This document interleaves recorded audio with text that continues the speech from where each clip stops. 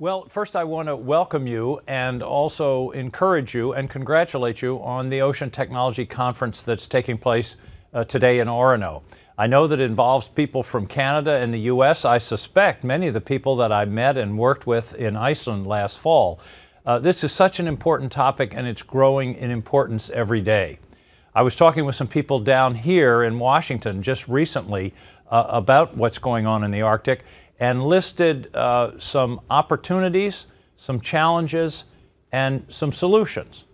Opportunities for indigenous people, opportunities for natural resource and energy development, for transit, for infrastructure development, for science and data collection, and for international cooperation as well as national security.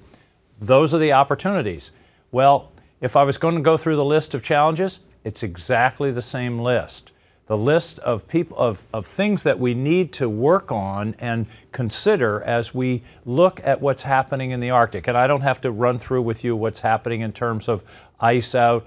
Ice out, that's a main term. Ice out in the Arctic means there's not as much as there used to be, and probably in about 15 years or so, summer, it could be ice-free. This changes everything. It's like the discovery of the Mediterranean Sea. But those opportunities I listed are also the challenges to indigenous people as their landscape and environment change significantly.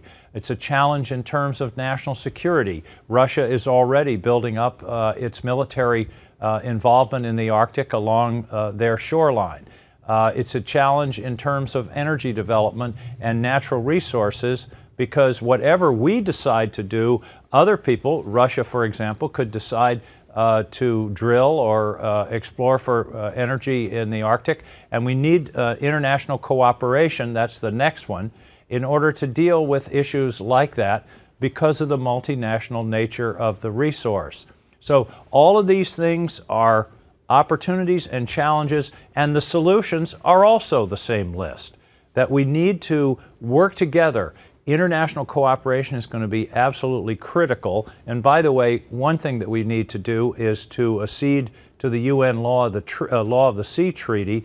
It's something the United States should do. We're harming our own interests by not doing that. Russia is right now working out claims along their shoreline in the Arctic, and we're not even at the table. So that's a sort of parenthetical of something we need to do. The other thing we need to do, as I mentioned, one of the challenges and opportunities is infrastructure.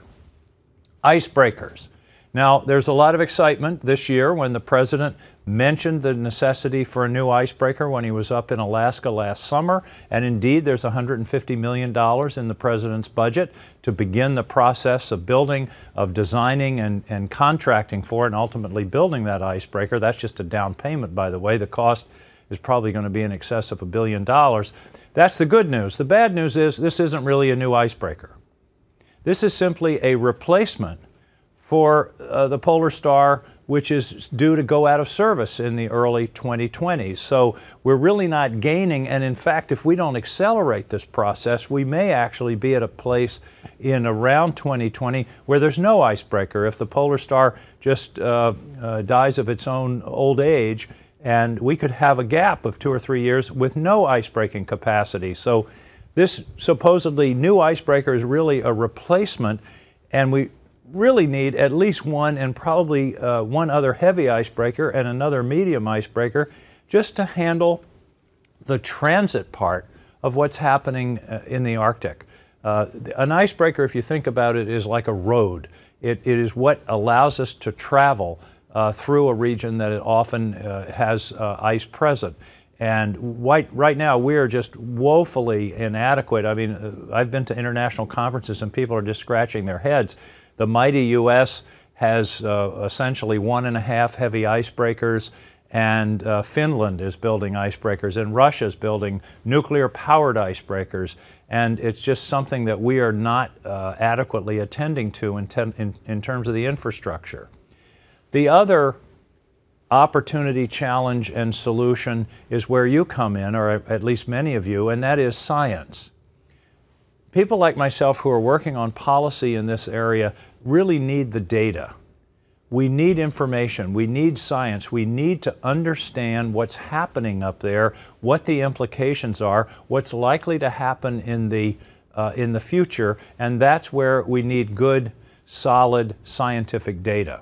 And there are many questions to be answered, and that's where I think the scientific community has so much to offer, and there's so many opportunities and challenges. So it's I'm delighted that you're getting together. It's a great opportunity to share ideas across our country. We're looking forward to the council meeting in Portland next fall, and we're all excited about this tremendous opportunity for our region, but there are lots of obstacles between here and there.